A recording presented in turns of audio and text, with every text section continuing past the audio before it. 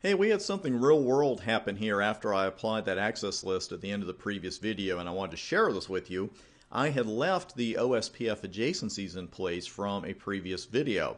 I usually just erase the configs before I start another lab, but I didn't do that this time because I wanted to show you this great real world effect.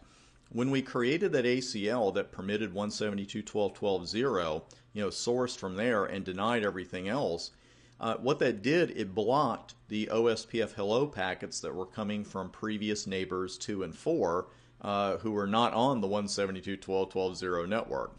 So what happened here was when they started coming in right after I put it on there, we got a list here, denied a packet, denied a packet, denied a packet. You won't always get these depending on how your logs are set, but you will get this at the end of in the output of show access list. You'll notice it says here deny any log, 30 matches. It also says how many packets were checked there. Here's deny any log 50 matches a few minutes later, and not that many minutes later, but my neighbor relationships, as you can see, had already gone down. Show IP OSPF neighbor showed nothing. So that's a great real world lesson because listen, I've done it, other people have done it, you might do it one day too. And here's the thing with ACLs. If you apply one, you can go off to a room by yourself and write it out and you think you've got it all figured out and you apply it and a few seconds later something starts going wrong or adjacencies are lost, something happens.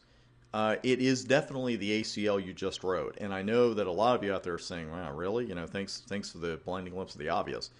It is obvious, but you'd be amazed how many people will deny it when it's them. No, the ACL I just put on there is not what's responsible for those adjacencies going down. Well, yeah, it is. It's not just coincidence. So the best thing you can do is just remove the access list immediately.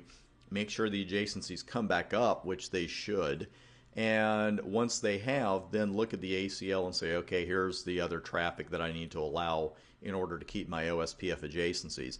But just wanted to show that to you because you can just write an ACL and then you remember, oh yeah, OSPF hellos, they need to go through. So this is also how that log can help you with the explicit deny, because when you write that out and put log on, you'll actually get this.